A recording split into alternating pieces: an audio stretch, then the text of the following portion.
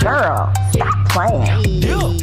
Hey, girl, stop playing. I gotta get like a little remix going. Y'all, we are here, episode 1 of the Girl Stop Playing podcast. Your host, Koereyelle. I am so excited to officially kick off the Girl Stop Playing podcast show. This thing has been a long time coming. So y'all know I have officially laid the Confessions of a Workaholic podcast to rest because I know that there is a higher purpose, a bigger mission, and I really truly want to help Black women prepare to be loved properly. And that is what the Girl Stop Playing podcast show is all about.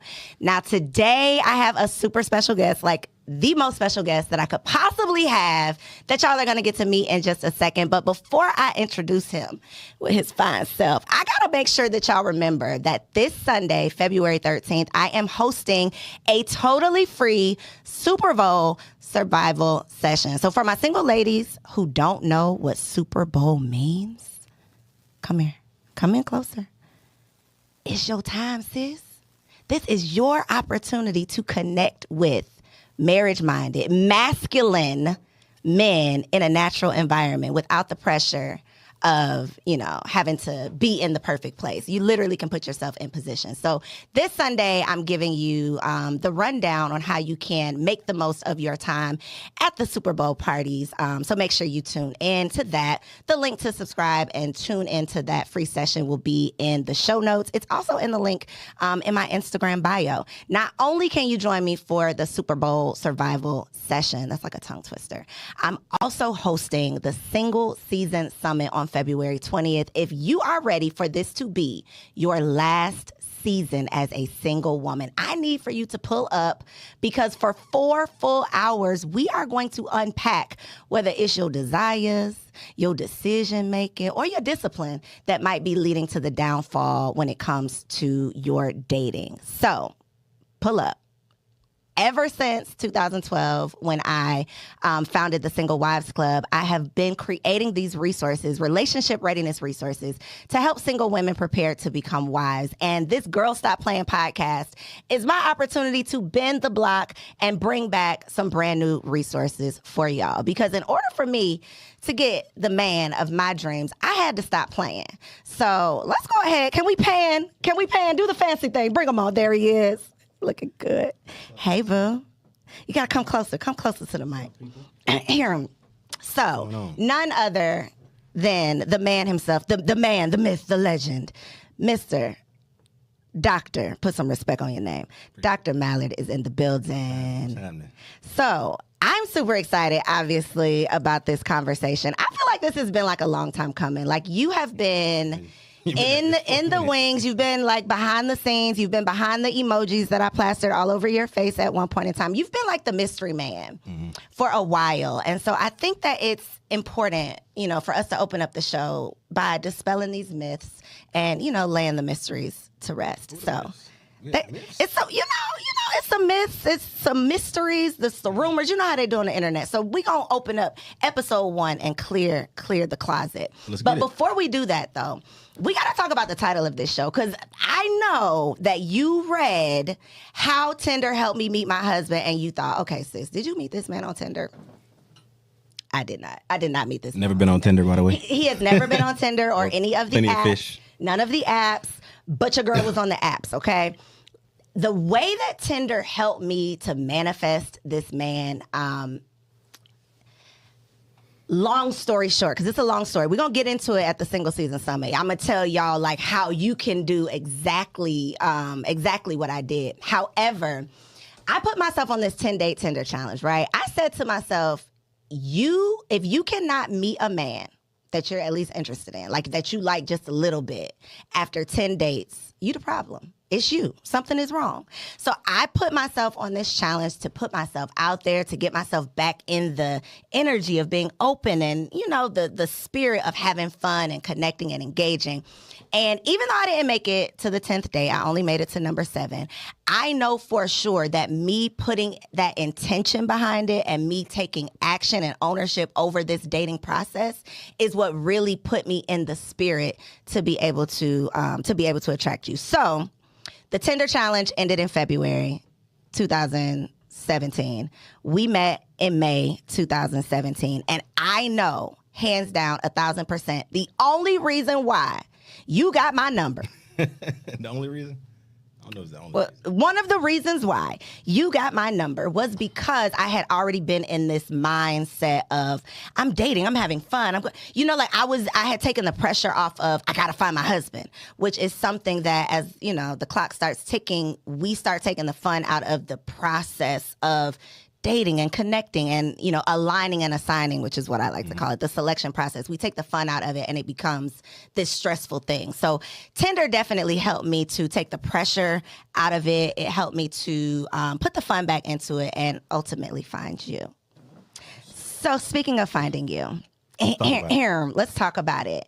And I want to start here. Obviously, it's like the foundation of everything. So it makes sense to start here. But I think it's important to highlight where we met specifically, because I know as a single woman, I was reading all of the books, trying to follow all of the rules, trying to do all of the quote unquote right things. I met your ass at a club. So tell the story, baby. Yeah, we were at the club. I won't name the club, but it was Medusa. You could name it. I think it's closed down. But what happened that night, man? It was a crazy night. But I was actually coerced into coming out that night. I was home in the bed. I think I was watching Love Jones or something, watching some movie.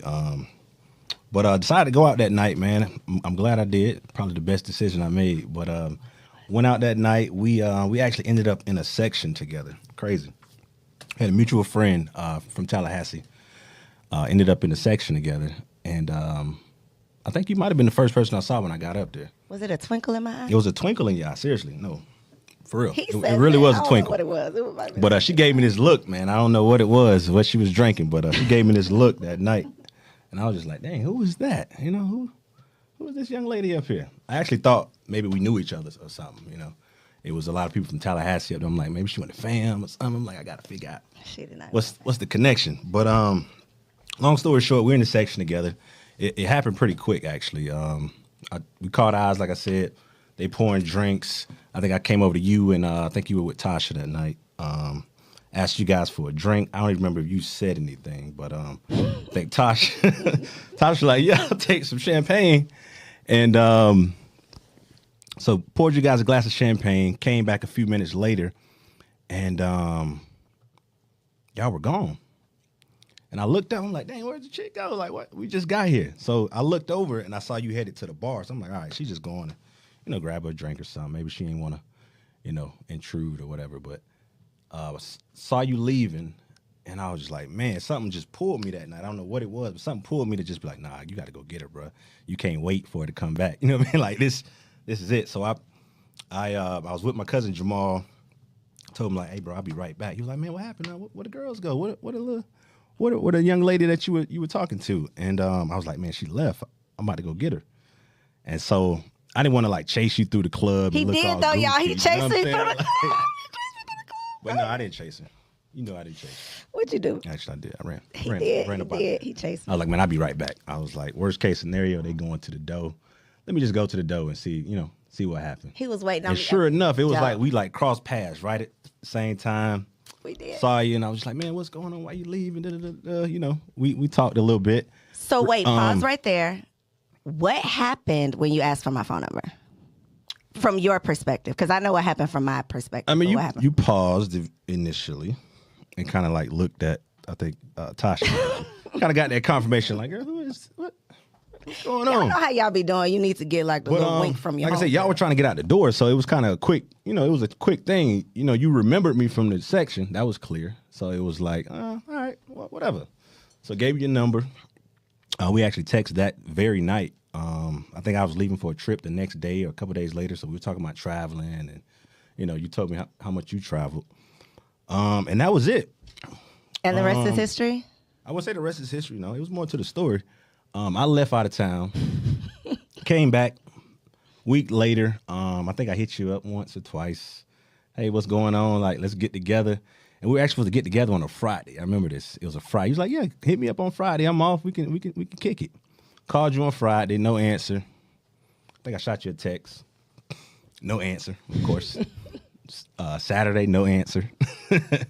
And so after that, I'm like, first of all, I don't really get numbers in the club like that. I mean, I do, but I don't take you serious. So the fact that I got your number in the club, it was just like, all right, that's, it's another one, I'm not going to chase her. But what happened was you actually popped up on a friend of mine's page, just randomly, like I think that next day or something. I'm like, hey, this is the chick from Medusa. And you told me your name was Corey, but when the name popped up, it said Koereyelle, and I'm just like, I know it got to be her. I'm like, I only seen one chick in Atlanta with that cut. You had I had my little you shortcut. had the little shortcut with the side shave. So I'm like, that's her. And so that actually made me reach out, and I was like, man, let me just hit her right now, and see what's up. And literally, I hit you up, was like, hey, what you doing? Like, let's link up, like tonight. Let's go somewhere tonight. And you was down with it. I thought you was gonna play me at first. Honestly, I thought I'm about to show up. This chick ain't even gonna come. I hadn't heard anything from you. You had hit me back. Like the last I had heard from you, it was like, yeah, we can link up Friday, and then it was like, boom, ghost. So I literally almost missed my blessing, which I think is very important to note, because I was not, I wasn't pressed. I mean, neither one of us were pressed, but we were just going with the flow, which is what I think was just like the perfect foundation, is the fact that we were going with the flow, and we weren't, in my opinion, trying to decide that we were going to be married on the first day that we met. But one thing that I want you to mention, because I think it's super important, I was like, not that I was playing around. I just wasn't, like I said, I wasn't pressed. I was dating. I was in the dating phase, but I wasn't like, texting you back right away and answering the phone and all those types of things. You told me later that that was like it. Like I had one more time. I was done. What is that for men? Because I think that, and we're about to get into like some real juicy questions that y'all asked and that I'm added in here for y'all. But what is that for? Because women, I don't want to say we play games, but y'all play games. I'm not. Play period. Is that playing games? Y'all play games. Girl, stop playing. That's the name of the show. Girls, we know stop why playing we here. These games. But why was that? Why did I only have one more chance? It's just not being desperate for one. Girls don't like desperate men. So I know if you look too thirsty, like, what's up with this dude? He a little too. You called me 5 times and I haven't responded. I'm not that guy. I'm not gonna text you 5 times. Yeah, and I didn't get thirsty vibes. I think that's weird. That is kind of weird. But I think that it's important from that to note that we met in a club, which that's a whole thing. But from us meeting in the club, honestly, it was a thing for me. Meeting in the club, though, I've met so many other people that found their husband in the club, which is crazy to me, but it dispels the myth that you got to be at this perfect place to find, a quote unquote husband. However, there are places, I will say this, there are places that you can go that will increase your chances of meeting different type of men. The club might not be on my list, but you can meet me when in it's the club, time. And when it's that, time, all of that stuff doesn't matter, which is what I think is important. Yes. Yeah. So we met in the club. We met over 30. We were 30 plus. We've both previously been engaged. Mm-hmm. So we met post relationship issues. A lot of things that I think people watching or just single people in general feel like it lessens the chances or lessens the likelihood that they can actually find someone. So I also, before we get into these questions, I want to talk about like where you were mentally before we got together. Because I talked about this last week with David. I didn't necessarily feel like I was going to have to settle, but I felt like I was going to have to, I guess, settle in the feeling that I had for my husband. Like, I didn't think the guy was going to forget about me. I knew that I would get married, but I thought that I would just have a good husband that wasn't necessarily like I was in my head over heels space. In love. Yeah, similar space. Thought I would just, meet somebody that fit what I was looking for. But like I said, no butterflies, no, nothing crazy. But, we worked on paper. We can raise a family together, somebody that, has character, has morals, values. But you were, so I guess that's settling then, right? That's like, well, if I'm not married by the time I'm 35, I'm just going to find a great guy who. I don't think it was settling. I think it's more so finding what's important. So you may not get everything, but you can get something. You can get the majority of what you're looking for out there. Okay. So maybe that's what it was. It was like, I'm not going to get the perfect person. So today's Ask Co question submitted by Let me ask my producer who this question was. Miss Paloma. Miss Paloma, this is from you, girl. Miss Paloma wants to know how you can recognize when you've met the one. So I want to share how I recognize, and then I'll allow you to share as well, because I don't think we often get to hear the man's perspective on these topics, which is why I didn't want to just spend this time just, us talking about us, which, we'd love to answer any questions. But I really wanted this to be a helpful conversation, because you either have, the opinion that a man should just accept you as you are. You're the prize. The man should chase you, yada, yada, yada. You have that opinion, or you have the Kevin Samuels, you're going to die alone opinion. And there's not much gray. There's not much middle ground. There's not much helpful advice that isn't equally as hurtful. So I want to be able to offer that. But in answering this week's Ask Co question, how do you know when they are the one? Speaking for myself, I will definitely say there was something, very much something that was different. I know that we've all heard that, when you know type of thing. Yeah. And that sounds like fairy tales. But I knew. So I didn't know that, like, you were going to be my husband. Like, the day I met you, the day we went on the first date, I didn't know, okay, you're going to be my husband. But I knew I wanted to keep you around. I knew something was different about you. And because of that knowing, when things came up, y'all, he stood me up twice. I told him I was going to say this publicly one day. Today's the day. He stood me up twice. Tell the entire story. I'm going to tell a little bit of it. While we were in the beginning phases, like the really, really, really new beginning phases. But because my spirit recognized something in him, it wasn't the cut and dry, oh, he stood me up, I'm never going to talk to him again type of thing. It wasn't the, oh, he didn't, it wasn't the cut and dry, I'm ghosting you, never talking to you again type of thing that normally would be my first reaction, because I knew something was different. Yeah. And initially I thought that was going to be the reaction. Like, I thought it was over with. So, but I think it again comes to when you know.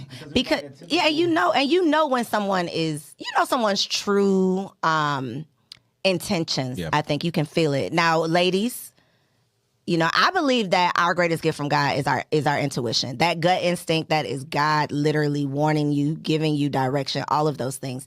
I believe we all have it. We just don't usually listen to it. We don't act on it. So it goes both ways. I think you get that feeling when you are in danger and it's like warning, but I also think you get that little confirmation. And that's definitely what showed me initially that there was something special about you. The other thing too was consistency. That's my love language. My love language is consistency. You don't have to be perfect. You don't have to be everything that I want you to be. Just consistently be who you say you're going to be. That's it. Just consistently be you. And you were hands down the most consistent, to this day, the most consistent person. And I'm not just talking about like, huh? I said, even after I stood you up twice. Even after you stood me up, seriously, even after you stood me up twice, it was like I knew your heart. Like, I knew you weren't lying. I knew you had really, it was different. And that difference, I think, for me, is how I knew that you were the one. So go, your turn. I mean, I would say it was different, like you said, from the initial meeting. I think what attracted me was what I saw that was different in you, because, like I said, we were in a section. There was other women in the section. You and Tasha weren't the only women, and so I saw something different. We were around pro athletes that night, and you were unbothered. She was like, "Man, these clients, let me get out of here." Here go a goofy one coming up to me right now. I was that goofy one. But yeah, I saw something different, man. You weren't intrigued. You weren't impressed by the bottles and the glitz and the jewelry and you were just there because you knew somebody, and they invited you up there. I'll go up there, get a drink real quick. But girl, let's go. And when I say she got up out of there, she got up out of there. But noticing something different, man. It's got to be what sets you apart from the typical, chick in Atlanta, especially. So pause. What's the typical chick in Atlanta? I mean, the chick you meet out, you go out, have a couple drinks here and there. I mean, the party girl. Okay, the social life. Okay, gotcha. Okay. The chick that's always out. Okay, gotcha. Just want to clarify. So you can get entertainment, but at some point that gets old. You know, you're doing the same thing with the same people, going to the same place. You know what I mean? Yeah. And so it was a little substance there. The initial meeting, like I said, it was a lot of substance. Okay.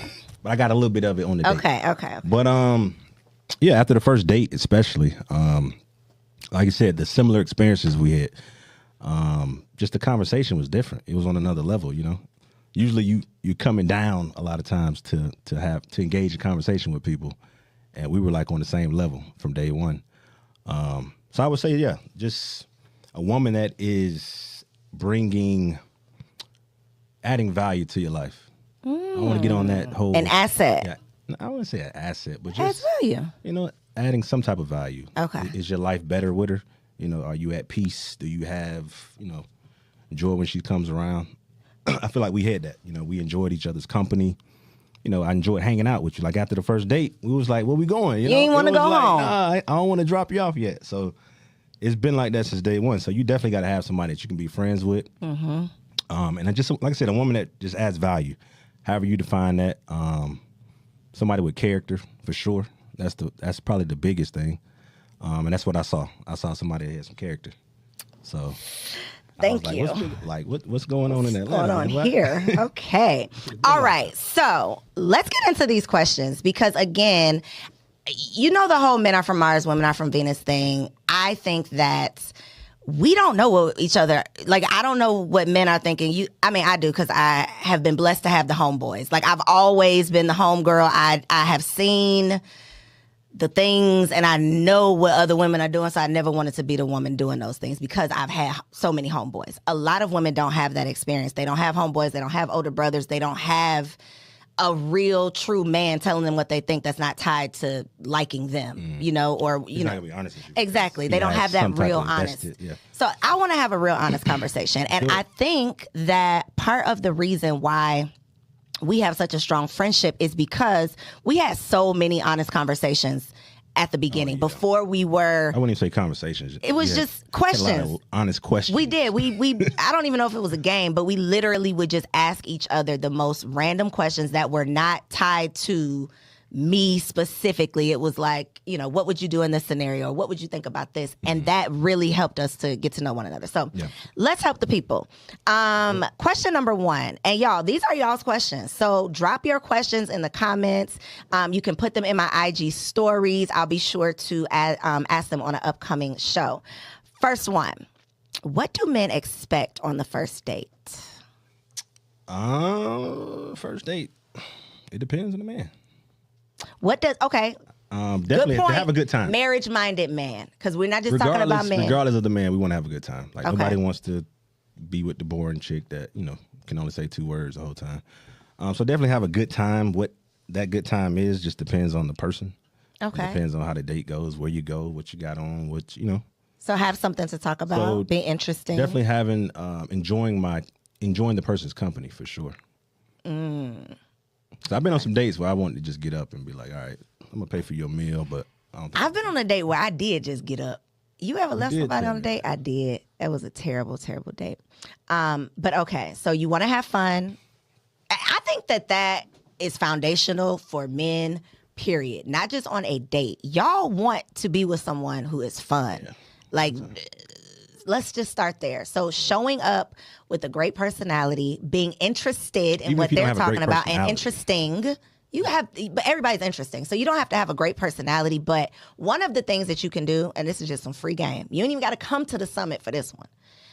Write down 5 to 10 interesting things about yourself, things that you're proud of, things that, you get excited when you talk about. These are the things that you can use as conversation pieces on these dates so that you aren't just sitting there looking like crazy or rattling off all these interview questions because you don't really have anything to say. But you don't want to talk about yourself too much, though. No, well, you don't have to say all 10 of them, but you have something to pull from. I got you. It's like you got a database. Cool. So I didn't do the Tinder challenge. So I didn't, You didn't do the Tinder challenge. I'm catching you up. It's okay. You know how this thing goes. It's okay. Okay, so it's 2022. A lot has changed, right, in the dating scene. Will a man take a woman seriously if they sleep together too soon? It depends. Part 2 of the question is too soon. If I don't know you, yes. If I don't know your name, your last name. It happens. It happens. Let's just be real. I'm not saying I did it, but it happens. If I don't know anything about you, that's a red flag. Like, okay, so but how many people like? I don't think I knew your last name maybe from Instagram because that should be a good. If I don't, so that should be the rule. If you don't know their last name, don't lay down if you don't know their last name. Yeah, how you gonna find them? I guess with Instagram these days. How you gonna find them? That's a good question. So what's too soon then? Before you know that information. So if we have ran down those details on the first date, then I can sleep with you tonight and it's no problem. I can't answer that. I don't know. It just depends. There's so many variables that go into that type. Because I know some dudes that don't care. I'm gonna be honest. Some dudes, they judging you. But let's talk about the rule and not the exception. Because there's always gonna be some. I think you can't go wrong with waiting. You know, I'm not saying 90 days, 120 days, whatever Steve Harvey says, but it should be a time between when I got your number, we went on a date, we met again on a date. So right. a couple literally. I'll say a couple dates. And I feel like Atlanta is a little different. Like things are real weird here in Atlanta. But I literally talked to a single man who said that he has not had to wait more than 1 week to sleep with any woman that he's going on a date with. Do you think that's average? I think that's average. I think, especially in Atlanta, I think that's average. A week. I hope that the red, like the alarms are going off in y'all's ears, ladies, because I was alarmed when I found this out. A week. You said average, though. We're talking. This man said, since I moved to Atlanta, I have not known a woman longer than a week before having sex with her. Yeah, I believe that. No doubt. No doubt. What? That's just. You probably know some people too, so. I mean, yes, it happens, but for you to say there has not been one person longer than a week. Where is he meeting these women? But who are these ladies? Because these are multiple ladies that are obviously down with this. Man, it's Atlanta. Come on. Get out here. You did the Tinder challenge. I did the Tinder challenge, but I didn't do the. I didn't sleep with nobody on this challenge. Somebody showed up ready. I'm sure out of them 7 to 10 dates, somebody showed up ready to go. So the moral of the story to this question is it really just depends on the man. I think you need to know the person though. Know something about the person. Know something about the person. All right. If you're looking for marriage, if you just out here just winging it, trying to have fun. So this is what I feel like is the disconnect. I feel, and y'all can listen, comment and tell me if I'm wrong, okay? But I feel like women are sometimes in a crossroads because they feel like I want to show him how much I am into him. So I'm going to have sex with him. Maybe sooner than I even want to, but I want him to know that I'm interested in him. I don't want him to think, whatever. But us thinking that we're doing ourselves a favor could literally be shooting us in the foot because we do it too soon and then you're not going to take us seriously. Most times it is. Most times you're shooting yourself in the foot. I would say it happens because most women don't have anything else to offer. So they lead with, Sorry, y'all. They're going to be like, don't bring him back. Like, I'm just being real. Okay. So you think that women offer up sex because that's all that they have to offer? That's all they believe they have to offer. Is that all that men are requiring or requesting? I mean, if you offering, if you giving out Chick-fil-A sandwiches, who not getting one? But do you think that women are out here offering it or do you think they're just not saying no? Because I think that a lot of times I just don't want to tell him no. It depends on the guy too, though. It depends on his status and where he is in life. But I think in this city for sure, like it goes down. It goes down. All the women sometimes more aggressive than the men. 3 red flags that make men run. That women wouldn't think about. So again, like this, like I don't want to tell you no to have sex, so I'm gonna have sex with you too soon. That's a red flag. A lot of men are trying you just to see if you go for it. That's a whole and we're gonna go for thing. it. That's the thing. We'll go for it and if you go through with it, the next you week play it's yourself.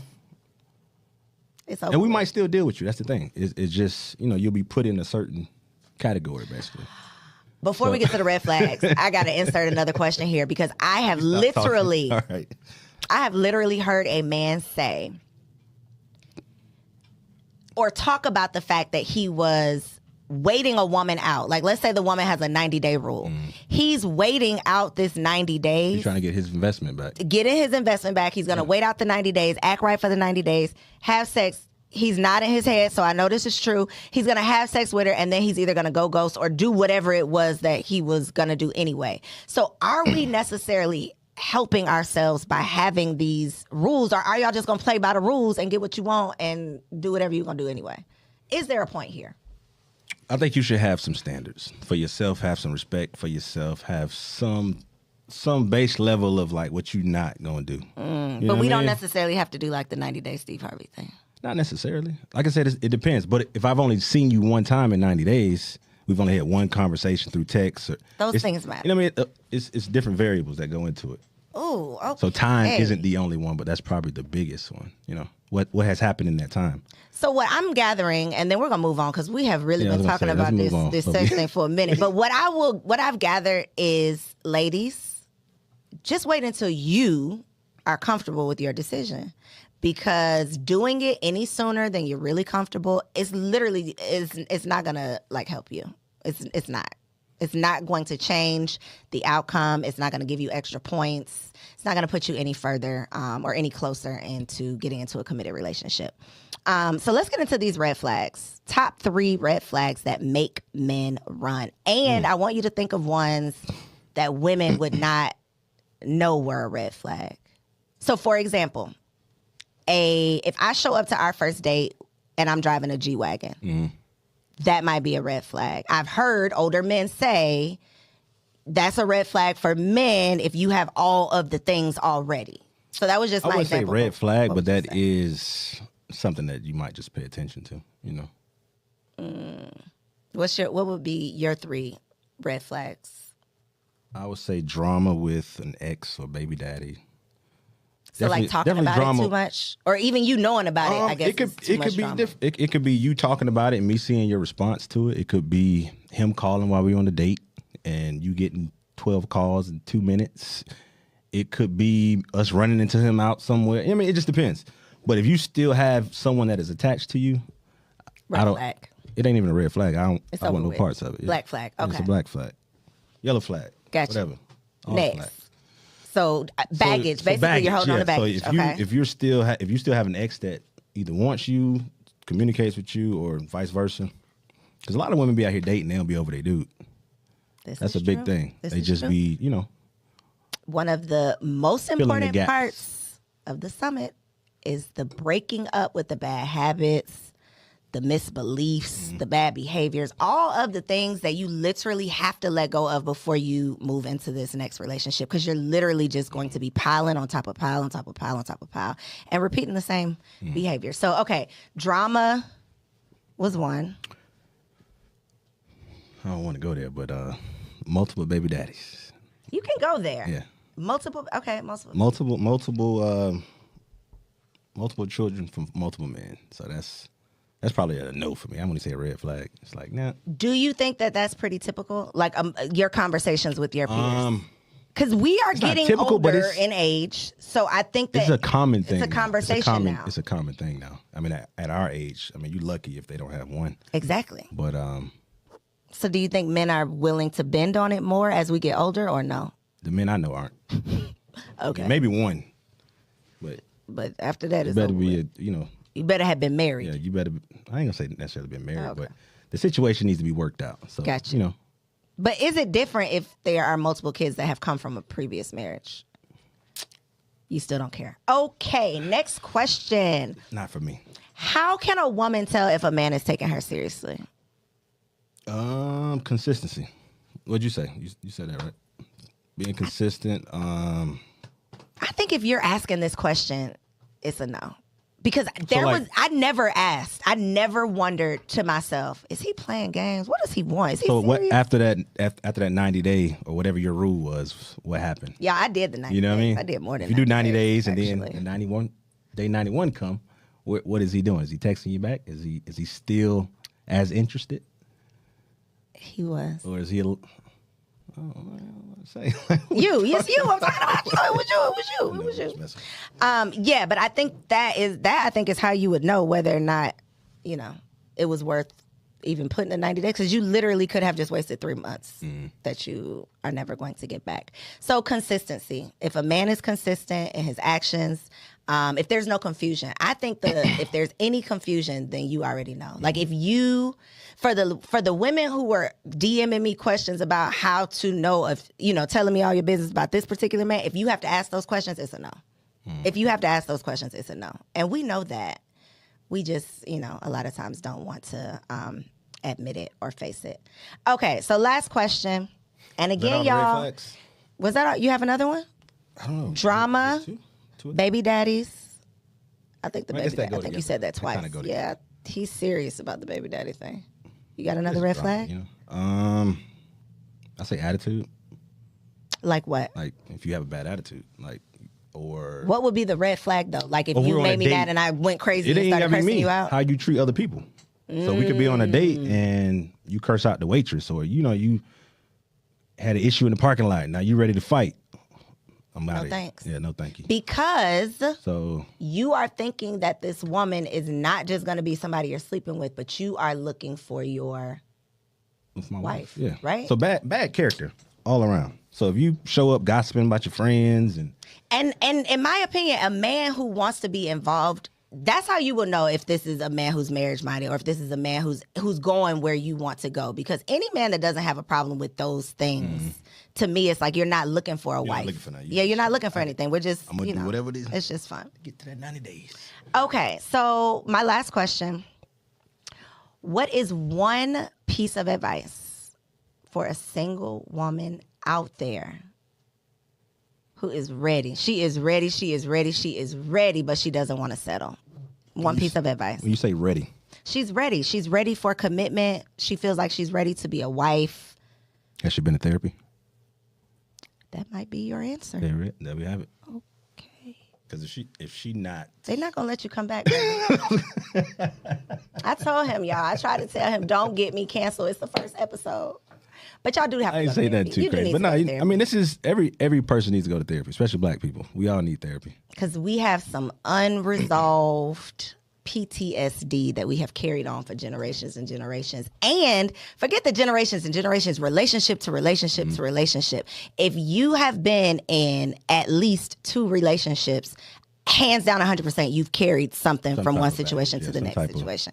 So if you are really, truly committed to creating a healthy, happy marriage, not just getting married, because getting a ring, it's not that hard, sis. It's not that hard. Creating a healthy, happy, lifelong marriage, I think it comes down to starting with a solid foundation. So hopefully these answers and this conversation will help you to create that for yourself, because I truly, truly believe that there is a perfect partner out there for you, getting prepared for you right now. But you got to put yourself in position. The only way that you can put yourself in position is by getting prepared. So make sure y'all continue to tune in to the Girl Stop Playing podcast, because we are going to get you prepared. And if you have not subscribed yet, girl, stop playing. Stop playing, ladies.